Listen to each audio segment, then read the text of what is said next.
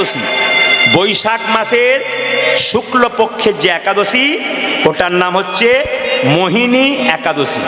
এবছর পড়েছে 24শে বৈশাখ, বৃহস্পতিবার, মোহিনী একাদশী। আজকে একটু মোহিনী একাদশীর ব্যাখ্যা বলে দেবো, মন দিয়ে শুনবেন। এখানে ভগবান কৃষ্ণকে যুধিষ্ঠির মহারাজ জিজ্ঞেস করছে, আচ্ছা প্রভু, মোহিনী একাদশীর তত্ত্ব কি?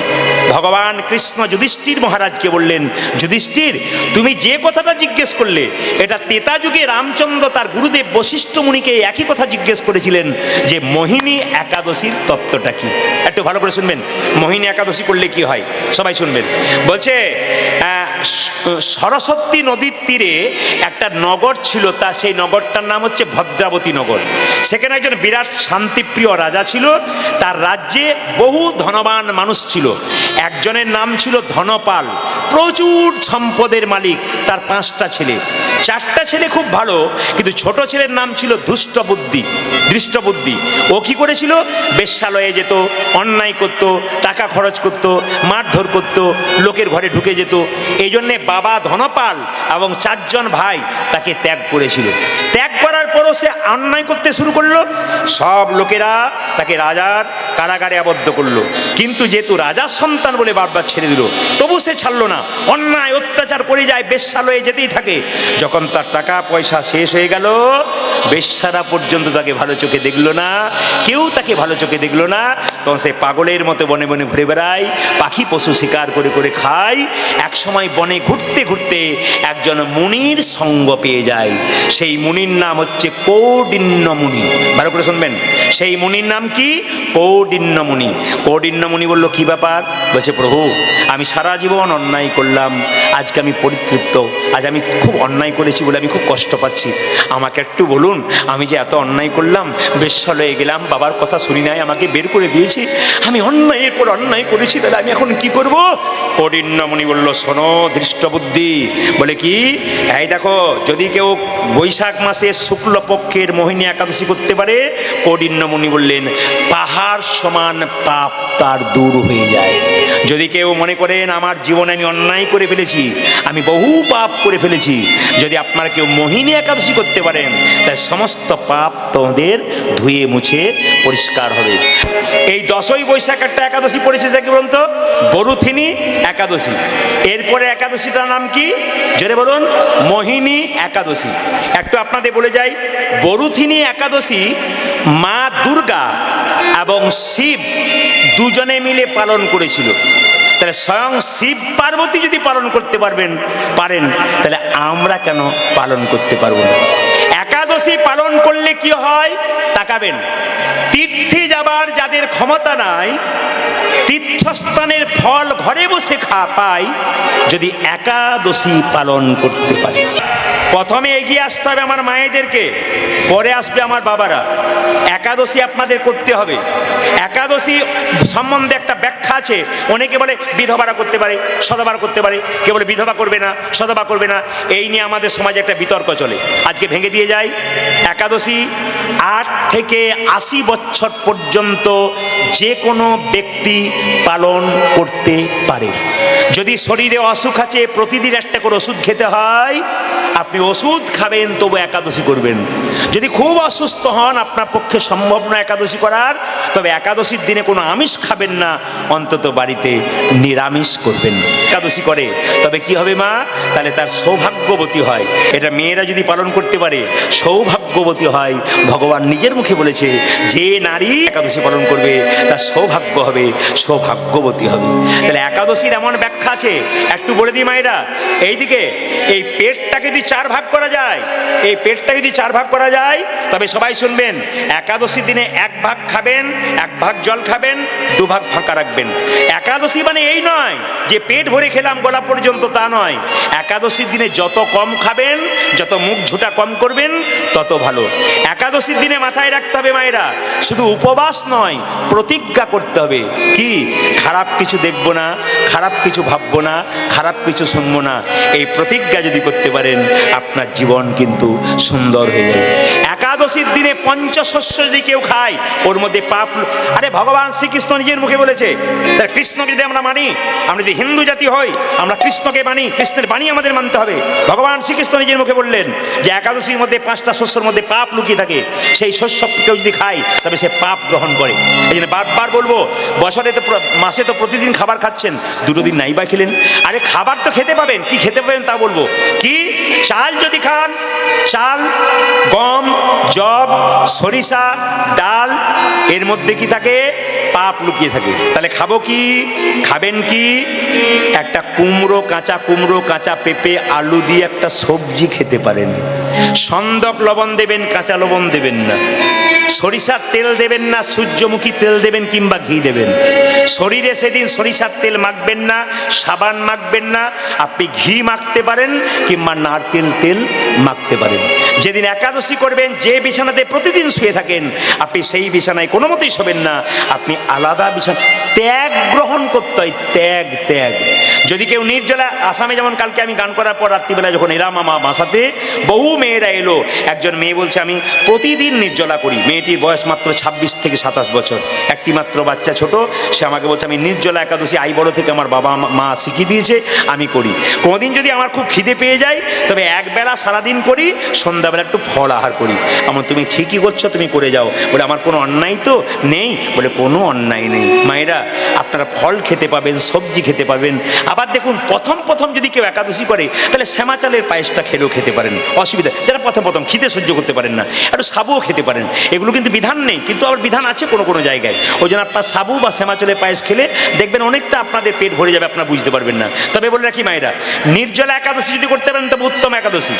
আর যদি ফলমূল খান আর দুধ খান, সবজি খান, ওটা মধ্যম একাদশী। আর যদি একবারে গলা পর্যন্ত খান, ওটা উত্তম নয়, মধ্যম নয়, ধমাধম একাদশী। আপনাকেও ধমাধম করবেন না। আবার আমি এক জায়গায় গিয়েছিলাম, আমাকে বলছে আমরা একাদশী কি খাও? বলছে আটা খাই। বললাম ওটা তোমার আটাদশী হয়, একাদশী হয় না। মানে আমরা কিচ্ছু জানি না, আমাদের জানাতে হবে। তাই সবাইকে বলবো, জোরে বলুন, একাদশী মহারানী কি, বরুথিনী একাদশী কি, একবার বলুন, মোহিনী একাদশী কি, বরুথিনী একাদশী কি। সবাই তাকান। শঙ্খ বাজাতে গেল গর্ভে থাকাকালীন কে? দুরিকা দেবী। গর্ভে বাচ্চা এসছে, শঙ্খ বাজাতে গেছে। কিন্তু মায়েদেরকে বলে রাখি, শঙ্খ যদি কেউ বাজান, সংসারে কবার বাজাবেন? 3 বার। কাকে কাকে উদ্দেশ্য করে? ব্রহ্মাকে, বিষ্ণুকে, মহেশ্বরকে। 4 বার বাজাবেন না কেন? 4 বার বাজাবেন না এই জন্যে, 4 বার বাজালে অসুরদেরকে ডাকা হয়। অসুররা যখন অসুরদের রাজাকে ডাকে তখন 4 বার বাজায়। এগুলো আপনারা শুনে নিয়েছেন। তবে শঙ্খ বাড়িতে 2টো রাখতে হয়, একটা জলশঙ্খ, একটা বাদ্য শঙ্খ। যেটা এঁটো করে বাজাবেন ওটা ভগবানের চরণে রাখবেন না, ভগবানের চরণ থেকে দূরে রাখবেন। আর যেটা জলশঙ্খ, গোবিন্দের চরণে রাখবেন। ওর মধ্যে তুলসী পাতা দেবেন। কেন? জলশঙ্খতে প্রত্যেক দিন তুলসী পাতা দিতে হয়। আর গোবিন্দের চরণে 3টে পাতা দিতে হয়, একটা ডান পায়ে, একটা বাম পায়ে, একটা মাঝখানে। কেন? ভগবান যখন বামন অবতার ধারণ করেছিল, নাভি থেকে একটা পা বের করেছিল, ওই জন্য ওই পাটাকে উদ্দেশ্য করে একটি তুলসী পত্র মাঝে দেওয়া হয়। হ্যাঁ, শঙ্খ কারা কারা বাজাতে পারবেন না? কৃষ্ণ কুরুক্ষেত্রের যুদ্ধে একটা শঙ্খ বাজিয়েছিল। শঙ্খটার নাম কি? পাঞ্চজন্য শঙ্খ। কেন? এই শঙ্খ বাজালে কি উপকার হয়েছিল? পাঞ্চজন্য শঙ্খ বাজিয়ে অসুরদের স্ত্রীর গর্ভে যে সন্তান ছিল তা নষ্ট হয়ে গিয়েছিল, আর দেবতাদের স্ত্রীর গর্ভে সেই সন্তান ছিল আরো শক্তিমান হয়েছিল। এর থেকে প্রমাণ কি? শঙ্খ বাজালে অশুভ শক্তি দূর হয় আর শুভ শক্তি আগমন হয়। যখন বাড়িতে প্রসাদ কাটবেন, ফলমূল কাটবেন, প্রসাদ দেবেন গোবিন্দকে, শঙ্খের ভেতরে জলটা একটু ছড়িয়ে দেবেন প্রসাদের উপরে। কেন বলুন তো? শঙ্খের মধ্যে ক্যালসিয়াম থাকে, বিষাক্ত জিনিসগুলো সব চলে যায় যদি শঙ্খের জল প্রসাদের মধ্যে দেওয়া যায়। বার্লিন বিশ্ববিদ্যালয়ের বিখ্যাত বিজ্ঞানী বলছেন, যদি কেউ প্রতিনিয়ত শঙ্খ বাজায় তবে তার শ্বাসকষ্ট থাকলে, অ্যাজমা, হাঁপানি থাকলে অনেকটা কষ্ট দূর হয়। শঙ্খ কারা বাজাবেন না? যাদের সদ্য পেটে বাচ্চা এসেছে, পরীক্ষা হয়েছে, আপনার পেটে বাচ্চা এলো 2 থেকে 3 মাস, তখন আপনি শঙ্খ বাজাবেন না। কেন? বাচ্চা নষ্ট হয়ে যেতে পারে। বাচ্চা পরিপূর্ণ এসেছে, এবার হয়তো আর 10 দিন পর বাচ্চা হবে, তখনও আপনারা শঙ্খ বাজাবেন না। কেন? শঙ্খ জোরে বাজাতে হয় বলে বাচ্চার শরীরে চাপ পড়ে যায়। আর শঙ্খ কারা বাজাবেন না? আর শঙ্খ বাজাবেন না তারা যারা নেশা করে, মদ খায়, গুটকা খায়, খৈনি খায়, এরা শঙ্খ বাজানো তো দূরের কথা, শঙ্খ ছুতে পর্যন্ত পারবে না। আর শঙ্খ বাজাতে পারবে না কারা? ডাক্তারবাবুরা বলছেন যাদের হার্টের দোষ আছে, যাদের হার্টে খুব গন্ডগোল আছে, তারা যেন জোরে জোরে শঙ্খ না বাজায়, তাদের অনেক ক্ষতি হতে পারে। এই কথাগুলো আপনারা মাথায় রাখবেন। দোষ আছে বলতে পারেন, ছেলে হলে বেশি আনন্দ হয় না মেয়ে হলে বেশি আনন্দ হয়? জোরে বলুন। এই মায়েদের জন্য যত গন্ডগোল, কারণ মায়েরা খালি সব জায়গাতে বলে ছেলে, কেন মেয়ে বলছেন না কেন? দাঁড়ান দাঁড়ান, ছেলে যদি একটা বংশের প্রদীপ হয়, তাহলে মেয়ে হয় দুটো বংশের প্রদীপ। কেন? ছেলে বাবার বংশ উদ্ধার করে, কিন্তু মেয়ে বাবার বংশ উদ্ধার করে, তার সঙ্গে শ্বশুর বাড়ির বংশটাকে উদ্ধার করে। আমি আপনাদের বলবো, যে যেখানে বসে আছেন দাদা ভাইরা, সবাই মন দিয়ে শুনবেন। মেয়ে আর ছেলে দুই সমান। ভগবান কৃপা করে যা দিয়েছে তাই নিয়ে খুশি থাকুন। দুঃখ করবেন না আমার ছেলে হয়নি, কিংবা দুঃখ করবেন না আমার মেয়ে হয়নি। কেন? তিনি কৃপা করে যেটা দিয়েছেন সেইটাই কিন্তু আপনাকে নিতে হবে। তবে শুনে রাখুন, যে যেখানে বসে আছেন, পুত্র যদি পুত্রের মতো হয় তবে উদ্ধার হবেন, আর পুত্র যদি মূত্রের সমান হয় তবে উদ্ধার হবেন না। তুলসীদাসের কথাটা শুনতে খারাপ, কিন্তু তুলসীদাসের কথা কি? যে পথ দিয়ে পুত্র আসে সেই পথ দিয়ে মূত্র আসে। যে হরিনাম করে সে হলো পুত্র, আর যে হরিনাম করে না সে হলো মূত্রের সমান। এই জন্য মায়েদেরকে বলবো, পেটে যখন বাচ্চা থাকবে তখন কতগুলো নিয়ম পালন করলে সন্তান কৃষ্ণ ভক্ত হয়। ভাগবত কি বলল? পেটে বাচ্চা থাকলে আপনাদের 4টে জিনিস পালন করলে আপনারা মহাপুরুষের জন্ম দিতে পারেন। কি কি? সত্য, সোচ, দান আর দয়া। ভাগবতের কথা।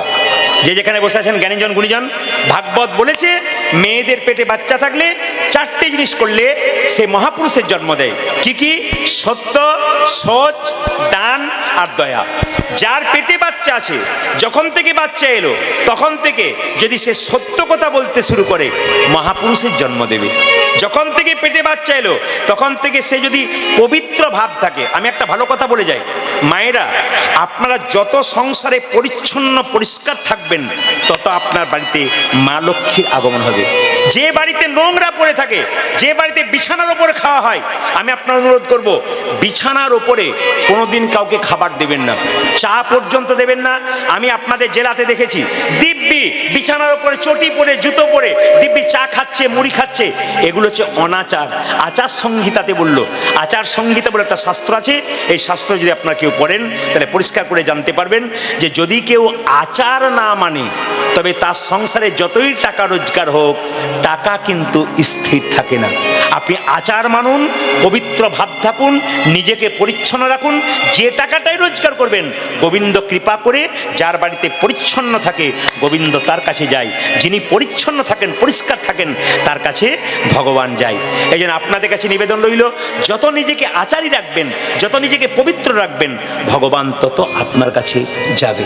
এই জন্য বলি, যখনই পেটে বাচ্চা থাকবে, পবিত্র ভাব, সোচ, আর কি? দান। দেখুন, যাকে দেখবে তাকে দান দেবে সমর্থ অনুযায়ী। যেমন সব আছে সমর্থ, দান। ভিখারি বাড়িতে এসছে, দান করলো, পেটে বাচ্চা থাকলেন, দান করতে হবে। আর কি? দয়া।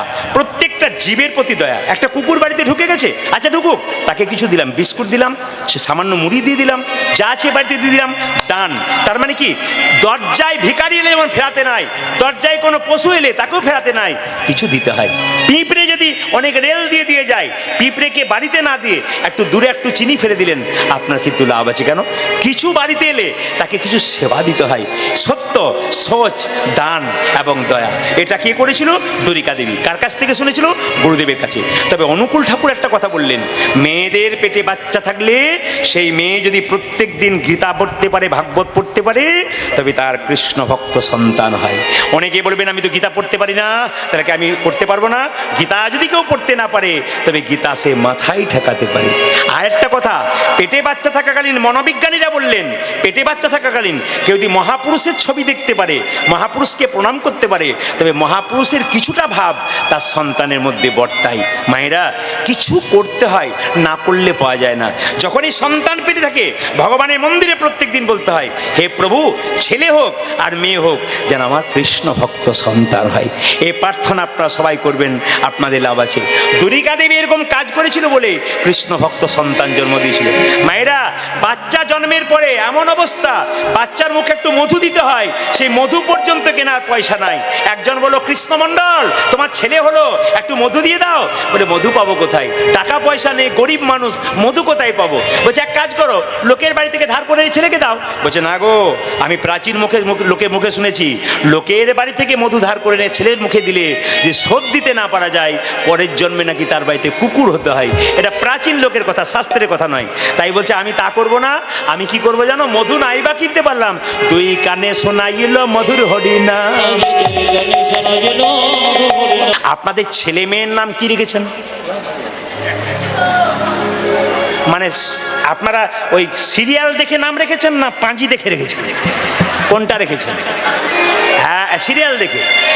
একটা কথা বলি, আপনার ছেলের নাম কৃষ্ণ, বিষ্ণু, নারায়ণ রাখবেন, লাভ আছে। কেন?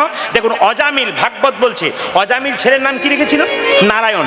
ও মায়েরা, অজামিল একদিন নর্দমায় পড়ে গেল, আর ছেলেকে নারায়ণ নারায়ণ বলতে বলতে অজামিলের জায়গা হলো বৈকুণ্ঠ ধামে। আমি বলবো, আপনার ছেলের নাম যদি কৃষ্ণ রাখেন, দিনের মাথায় 10 বার ডাকবেন, 2 বার গাল দেবেন, 8 বার তো ভালো বলবেন। সংসারে সময় নাই কৃষ্ণ ভজন করার জন্য। আপনি কে? এ কৃষ্ণ খেয়ে নে, এ কৃষ্ণ খেলা করতে যা, এ কৃষ্ণ পড়াশোনা করতে যা, এম কৃষ্ণ মারবো তোকে। একবার মারবো বলবেন, কিন্তু কাজ তো আছে। মায়েরা, কৃষ্ণকে যেভাবে ডাকবেন কৃষ্ণ সেভাবে আসবে। একটা কথা আপনাদের বলি, নাম রাখার কথা যখন বললাম, ছেলেটার নাম রাখলো কি? দুঃখের সংসারে জন্ম নিয়েছে, তাই নাম রাখা হলো দুঃখী মণ্ডল। নাম কি বললাম মায়েরা? জোরে বলুন, আর একটু জোরে বলুন, আর একটু জোরে বলুন। আচ্ছা, আপনারা আমাকে ইউটিউবে কত বছর দেখছেন? জোরে বলুন। 8 থেকে 10 বছর দেখছেন? বাবা, ইউটিউবে ক বছর দেখছেন? 8 থেকে 10 বছর। আমি কি এর আগে গান করতাম না? ঝাড়খণ্ডে, পুরুলিয়াতে, বাঁকুড়াতে, মুর্শিদাবাদে, নদিয়াতে প্রচুর গান করে নিয়েছি। কিন্তু ইউটিউবের পর থেকে আমি বিদেশে, আমি বোম্বেতে, আমি হায়দ্রাবাদে, আমি ব্যাঙ্গালোরে, আমি ত্রিপুরাতে, আমি আসামে, আমি প্রতিটি রাজ্যে রাজ্যে, জেলায় জেলায় বিভিন্ন জায়গায় যাচ্ছি। কিন্তু একটা কথা বলি, ঝাড়খণ্ডে আগে গান করতে যেতাম, দেখছি একটা আসরে প্রতিদিন এক ভদ্রলোক কীর্তন শুনতে হয়, যত দূরে হোক। আমাকে একদিন বলছে, প্রদীপবাবু আপনি আমাকে দেখতে পান? বলে, হ্যাঁ দেখতে পাই। আমার একটা প্রশ্ন জাগে আপনার উপর। বলে, কি আপনার স্ত্রী নেই? বিয়ে থা করেন নাই? বলে, করেছি। বলে, কেন? আমার স্ত্রী অভিমান করে কীর্তন শোনে না। বলে, কেন? আমার ছেলে মেয়ে হয় নাই, ওই জন্য কীর্তন শুনে লাভ নাই, ছেলে মেয়ে হয় নাই, অভিমান করে কীর্তন শোনে না। এমন তাহলে এক কাজ করুন, ভগবান আপনাকে ছেলে মেয়ে দেবে, স্ত্রীকে ডাকুন। বলছে, না আপনি একটু বলে দিন যেন ছেলে মেয়ে হয়। আমি বললাম, তাহলে আপনার ঘর ভেঙেছে, দরখাস্ত তো আপনি করবেন, আমি কেন করতে যাব? না আপনি একবার বলে দিন। আমি বললাম, ঠিক আছে বাবা, তোমার একটি ছেলে বা মেয়ে হোক, এই বলেও দিয়েছি। আর 2 বছর পরে কীর্তন শুনতে এসে বলছে, প্রদীপবাবু ছেলে একটি হলো। আমার যাক, কাজে লেগে গেছে, হয়ে গেছে কোনো রকমের কথাতে। এসে বলছে, প্রদীপবাবু নাম কিন্তু আপনাকে রাখতে হবে। আমার নাম তো আমি রাখবো, তো তিথি নক্ষত্র সব বলো, কখন জন্ম নিয়েছে সব কিছু বললো। বললাম, তোমার ছেলের নাম হলো দিগম্বর।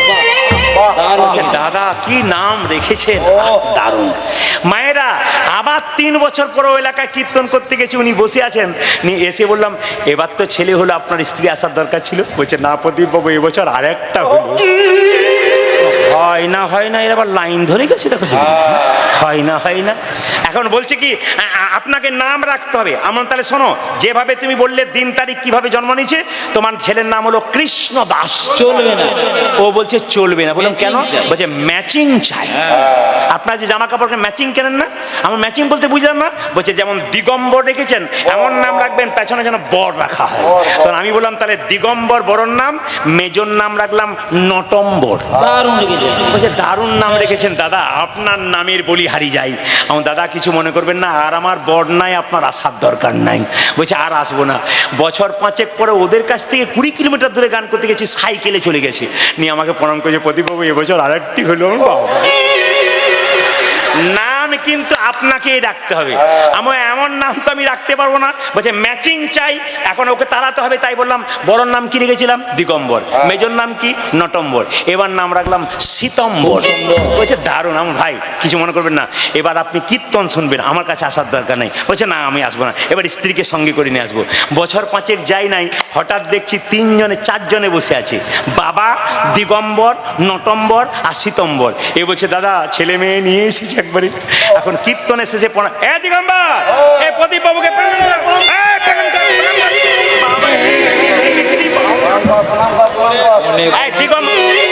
শীতম্বর বসে আছে, বদমাইশ করে। মায়েরা সবাই লক্ষ্য করুন, দিগম্বর, নটম্বর, শীতম্বরকে আশীর্বাদ করেছে। কিছুক্ষণ পরে আমাকে বলছে প্রদীপ বাবু স্ত্রী আসতে পারলো না। বলে কেন? আতুর ঘরে। বললাম বুঝলাম না। বলছে এবারে একসঙ্গে দুটো হয়েছে।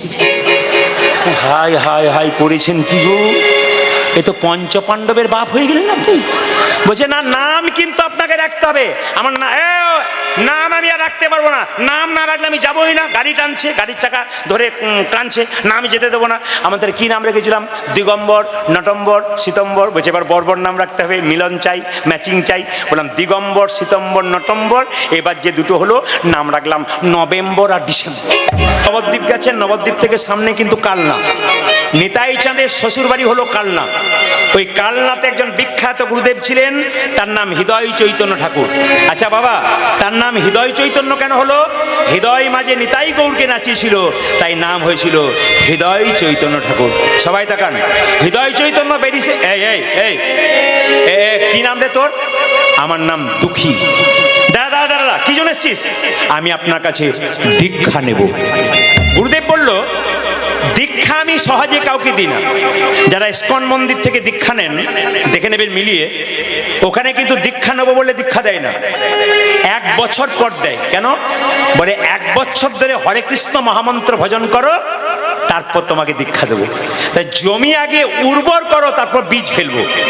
আর আপনি কোনো গুরুকে বলুন দীক্ষা দিন, ও সঙ্গে সঙ্গে দিয়ে দেবে। কেন? ওটা নিয়ম নয়। নিয়ম কি? দীক্ষা নিতে গেলে যদি আপনার পাকা ভক্ত হন, আপনার হৃদয়ে খুব একাগ্রতা থাকে, আমি নেবই, আপনাকে দেওয়া দরকার। আর যে দীক্ষা নেবার ইচ্ছা নাই, জোর করে দিচ্ছি, তাকে দেওয়া যাবে না। কেন?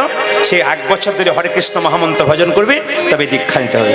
ছোট্ট ছেলে বলল আচ্ছা গুরুদেব দীক্ষা মানে কি? দীক্ষা মানে দেখা।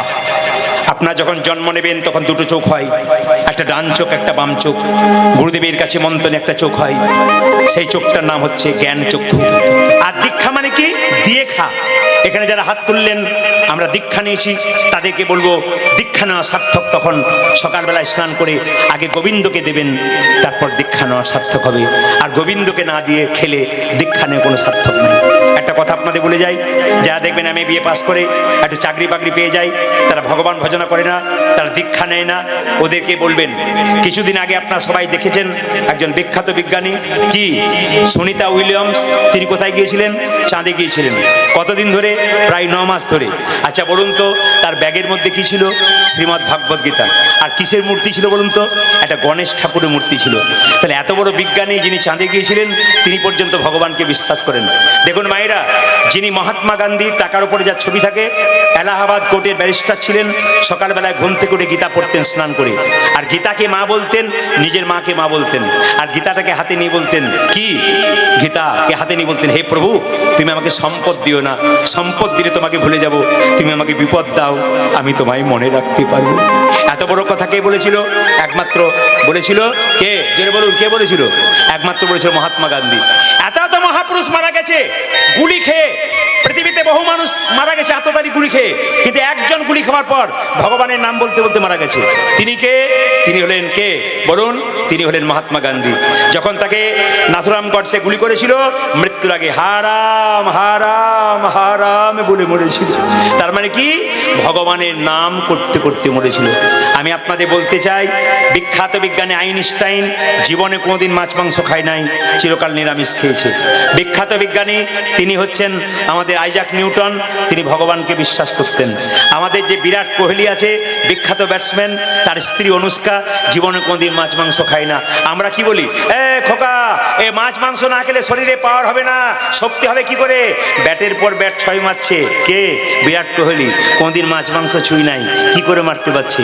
আচ্ছা একটা কথা বলি, আপনারা কারা কারা মাংস খান হাত তুলে দেখেন।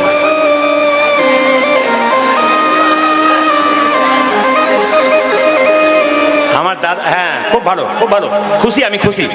আপনারা লজ্জায় খান তো?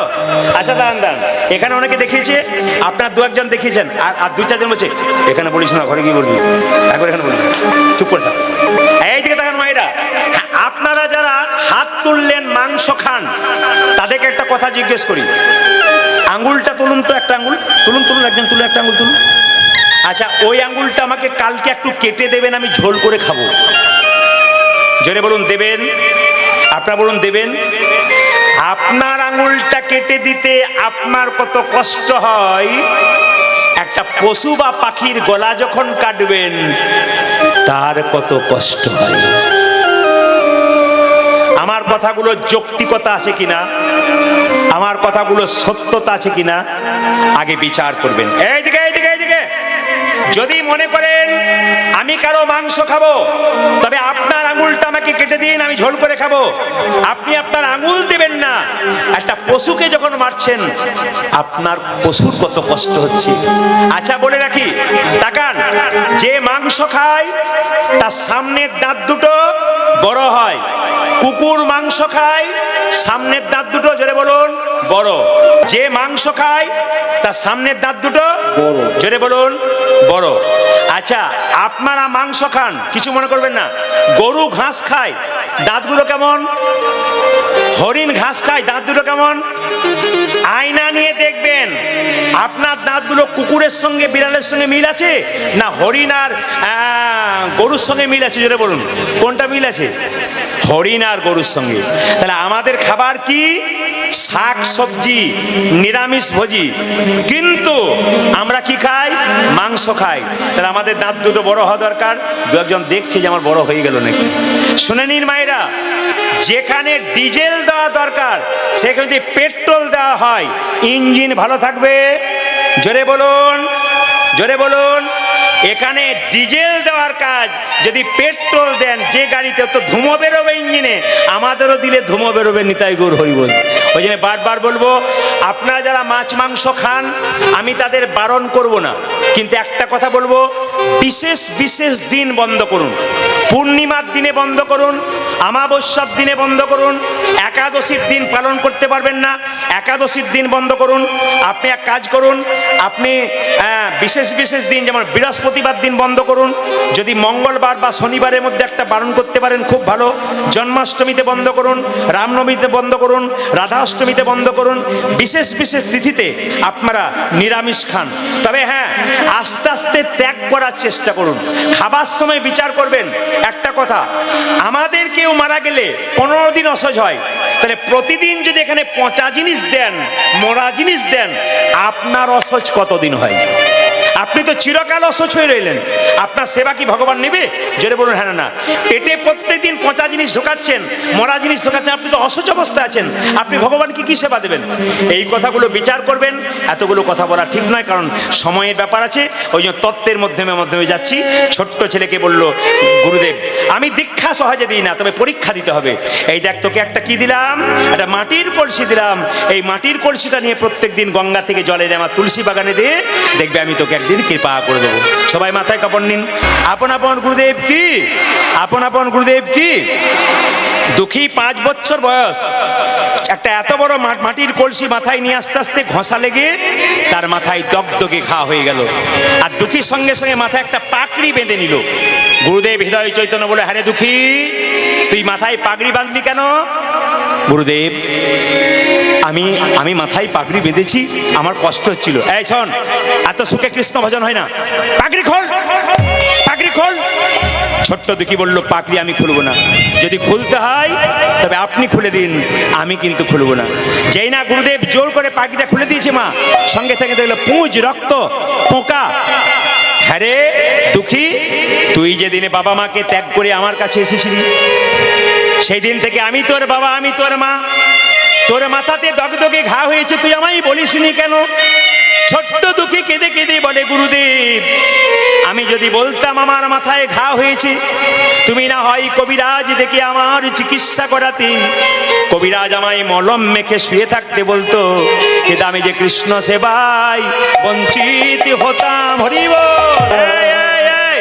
তুই দীক্ষা কি নিবি রে? তুই তো দীক্ষা নিয়ে এসেছিস। এই দেখ, তোকে আমি দীক্ষা দিলাম, তোর নাম দুঃখী মণ্ডল, আজ থেকে তোর নাম দিলাম দুঃখী কৃষ্ণ দাস।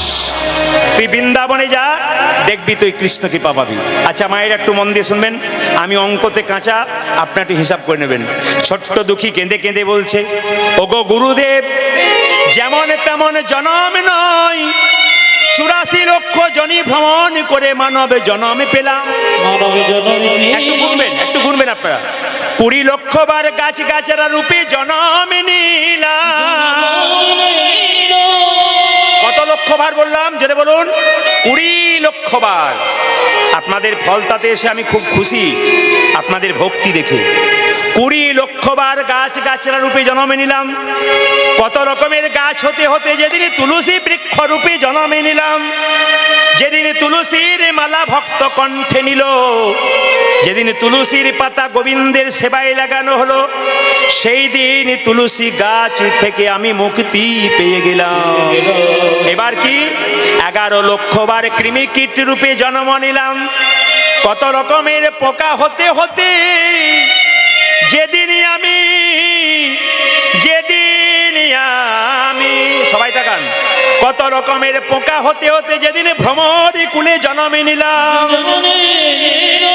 যেদিন ফুলে ফুলে মধু সংগ্রহ করে গোবিন্দের সেবায় লাগালাম, সেই দিন থেকে আমার পোকা জন্মে থেকে মুক্তি হয়ে গেল।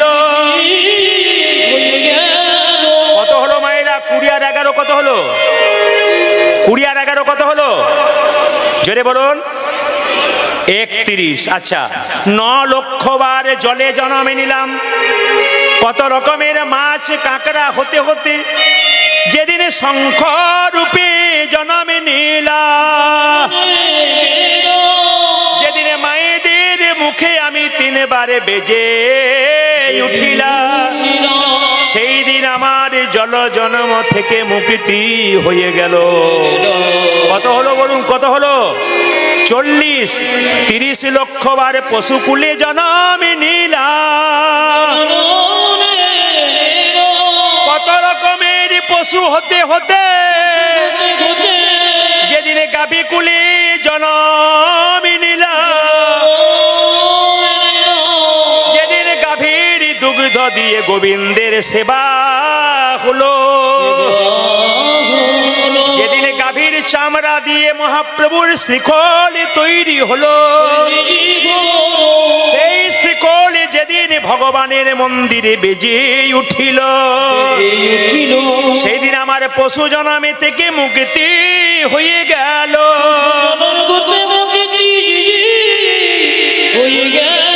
বলুন, আপনারা বলুন কত হলো? হ্যাঁ হ্যাঁ, খুবই বুদ্ধিমতী আপনারা। 40 আর 30 কত হলো? 70। এইদিকে তাকান। 10 লক্ষ বার পাখি কুলে জন্মে নিতে নিতে যেদিন ময়ূর কুলে জন্মে নিলাম, যেদিন ময়ূর কুলে জন্মে নিয়ে যেদিন ময়ূরের পালক গোবিন্দ মাথায় নিল, সেই দিন আমার পাখি জন্মে থেকে মুক্তি হয়ে গেল। কত হলো মা? 80 লক্ষ। 84 লক্ষর মধ্যে 4 লক্ষ বানরা, 4 লক্ষ বার বানর কুলে জন্মে নিতে নিতে যেদিন রাম ভক্ত হনুমান হয়ে গেলাম, যেদিন আমি রাম ছাড়া আর কিছু জানলাম না, সেদিন আমার পশুকুল বানর কুল থেকে জন্ম থেকে মুক্তি হলো। বাবা, আমরা যা পারলাম না, হনুমান তা পেরেছে। হনুমান শিখিয়ে দিয়েছে কেমন ভাবে রাম ভজনা করতে হয়। একটু আপনাদের বলে যায় যে যেখানে বসে আছেন, যখন সীতাকে উদ্ধার করেছিল হনুমান, সীতা তখন আদর করে হনুমানকে একটা মতির মালা দিয়েছিল। আর হনুমান মতির মালাটা পেয়ে কি করেছিল, একবার কপালে ঠেকালো, একবার জিভে ঠেকালো, একবার চোখে ঠেকালো, একবার কানে ঠেকালো, তারপর দাঁত দিয়ে 64 টুকরো করে দিল। মায়েরা 64 কেন করলো, 63 কেন করলো না, 65 কেন করলো না? এই 64 টুকরো কলিযুগে 64 মহান্ত রূপে এলো। প্রত্যেকটি কথার ভেতরে একটা করে তত্ত্ব আছে, শুধু খুঁজে নিতে হবে। 64 টুকরো কেন করেছিল? কলিযুগে 64 মহান্ত রূপে এসেছিল ওই 64 টুকরো। আচ্ছা মায়েরা, যেই না 64 টুকরো করে দিল দাঁত দিয়ে কেটে, অমনি লক্ষণ সীতাকে বলছে, মা এ তুমি কি করলে? বানরে সপিলে মতি, মতিতে তার নাইকো মতি, অনাসে কাটে তারে দন্তে, শিশু মানে না দেবতা, এ মানুষই পূজে তারে জ্ঞানবন্ত। লক্ষণ বলছে সীতাকে, মা এ তুমি কি করলে?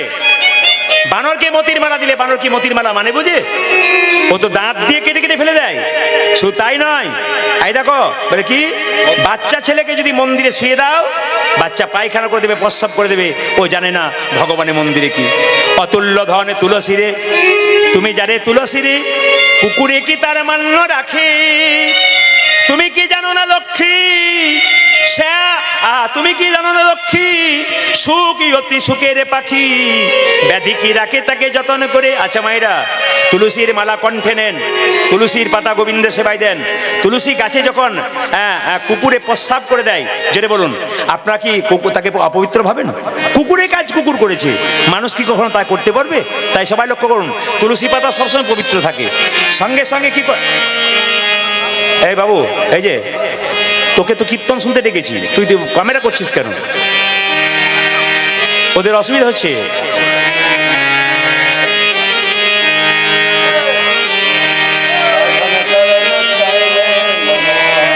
হ্যাঁ হ্যাঁ, মায়েরা সবাই লক্ষ্য করুন, হনুমান কি করলো? মায়েরা, হনুমানকে যখন সীতা বলল, এই এই হনু, তুই আমাকে অপমান করলি, হনুমান সঙ্গে সঙ্গে মা গো বলল, মা গো আমি কি তোমাকে কোনোদিনই অপমান করতে পারি? আমি কি তোমাকে কোনোদিনই অপমান করতে পারি? আমি এই মালা প্রথমে দাঁত দিয়ে কেটে দিলাম না, প্রথমে কপালে ঠেকালাম, তারপর চোখে ঠেকালাম, তারপর কানে ঠেকালাম। কেন জানো? কপালে ঠেকালাম কেন জানো? এ মালা তো যেমন তেমন মালা নয়, মায়ের দেওয়া প্রেমের মালা। তাই এই মালা প্রথমে আমি কপালে ঠেকালাম, তারপর কানে ঠেকালাম। কেন জানো? এই মালাতে রাম নাম শোনা যায় কিনা দেখলাম। চোখে ঠেকালাম কেন জানো? এতে রাম দেখা যায় কিনা দেখলাম। নাক দিয়ে শুকে শুকে দেখলাম কেন জানো? এ মালাতে রাম অঙ্গের গন্ধ পাওয়া যায় কিনা দেখলাম। যে মালাতে রামে নাম শোনা যায় না, রাম অঙ্গের গন্ধ পাওয়া যায় না, রামে দেখা যায় না, সেটা অলঙ্কার নয়, কলঙ্কের হার। তাই আমি দাঁত দিয়ে কেটে কেটে ফেলে দিলাম। লক্ষণ বলছে, হনুমান এতদিনে বুঝলাম তুই সবচাইতে বড় ভক্ত, তুই কি হৃদয় মাঝে আমার রামকে দেখাতে পারবি? সঙ্গে সঙ্গে লক্ষণ বলল, হনুমান তুমি এক কাজ করো, হৃদয় মাঝে রাম দেখাতে পারবো। হনুমান বলছে, লক্ষণ তুমি তোমার তীরটা দাও। যে না তীরটা দিয়েছে, অমনি কি করেছে, বক্ষ বিদীর্ণ করেছে। আর কি দেখলো? দেখলো সীতারামের যুগল মিলন, সীতারামের যুগল মিলন, সীতারামের যুগল মিলন। হনুমানের হৃদয় মাঝে সীতারামের যুগল মিলন।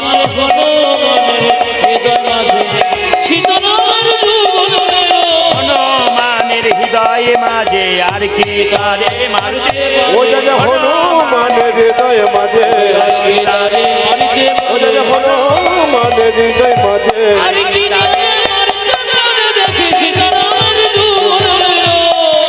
মায়েরা, তাই সব কিছুতে প্রেমে দরকার। যতই ভজন করুন না কেন, আপনার প্রেমে দরকার। কে গেয়েছে? মীরাবাই গেয়েছে। মনবা মনবা মনবা, সবাই মন দিয়ে শুনবেন। মনুয়া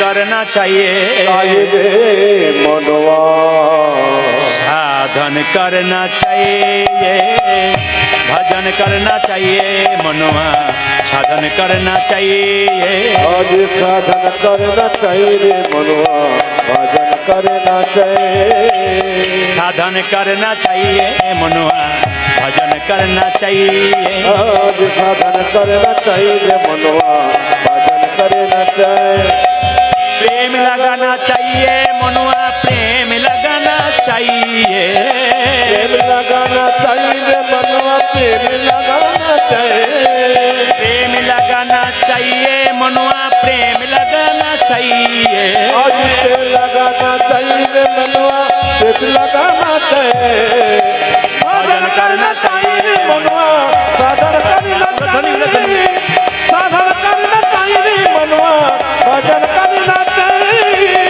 साधन करना चाहिए रे मनवा भजन करना चाहिए नींद नहाने से हरि मिले तो जल जंतु है नींद नहाने से हरि मिले तो जल जंतर नींद नहाने से हरि मिले तो हरि मिले तो हरि मिले तो नहाने से हरे मिले तो যদি স্নান করলে ভগবানকে পাওয়া যায় গঙ্গার জলে কত পশু ডুবে থাকে কত মাছ কাঁকড়া ডুবে থাকে সে কি কখনো ভগবানকে পায় নীদ নাহানে সে হরি মিলে তো नहाने से हरे मिले तो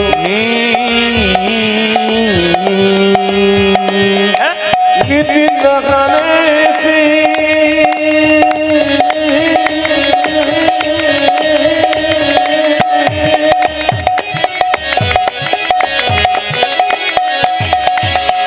निधि नहाने से সবাই তালি দিই। मिले तो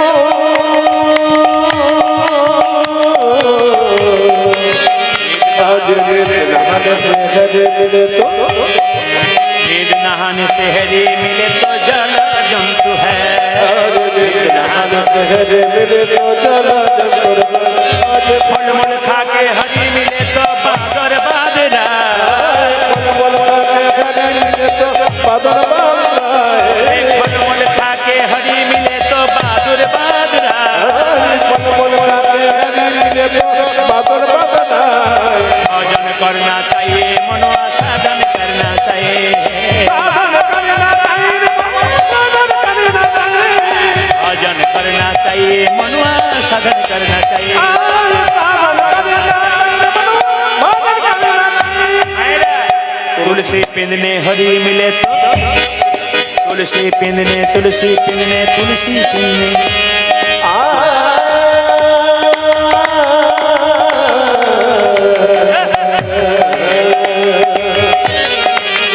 आज तुलसी पिंडे हरे मिले तो তুলসী মালা পড়লে যদি গোবিন্দ পাওয়া যায় তবে আমি তুলসীর ঝাড় পরে দিতাম কিন্তু তবু তুলসীর মালা পড়তে হবে তুলসীর মালা পড়লে অন্তর ঠান্ডা হয় তুলসী পিঁধনে হরি মিলে आज तुलसी पिंडे हरे मिले तो तुलसी पिंधने हरी मिले आज तो तुलसी पिंडे हरे मिले तो मैं पीदू एक झाड़ तुलसी पिंडे हरे मिले तो मैं पूज तुलसी जा तुलसी पिंधने हरी मिले तो मैं पीदू एक झाड़ आज तुलसी पिंडे हरे मिले तो मैं पूज तुलसी जा पाथर पूजने हरी मिले तो आज पत्थर पूजने हरे मिले तो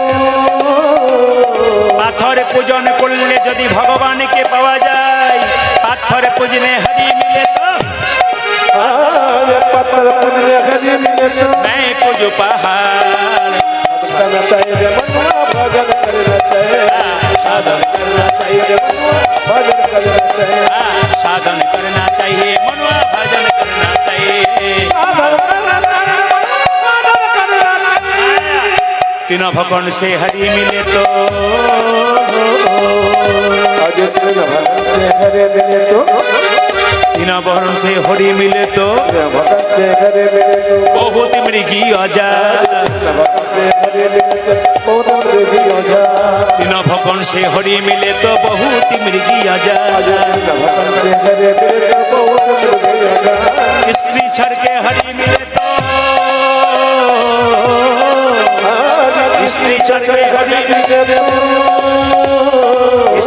ईश्वर के हरि मिले तो बहुत रहे खोजा। ये साधन करना चाहिए,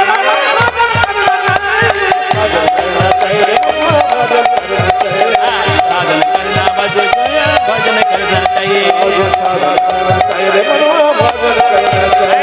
दूध पीने से हरि मिले तो, दूध पीने से, दूध पीने से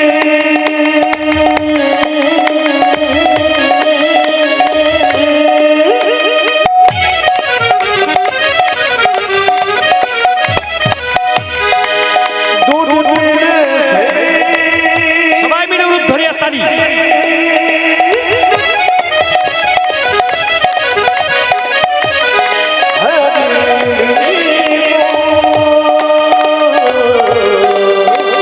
दूध पीने से हरि मिले तो, दूध पीने से हरि मिले तो गौ वत्स वाला।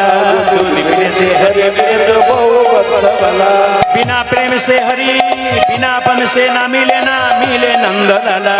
तेरा रागे बिना प्रेम से मिले नंद लाला। अरे मीरा कहे बिना प्रेम से मिले नंद लाला। आज तेरा रागे बिना प्रेम से मिले नंद लाला। साधन करना चाहिए, मनवा भजन करना चाहिए। ध्वनि साधन करना चाहिए, भजन करना चाहिए। साधन करना चाहिए, मनवा भजन करना चाहिए।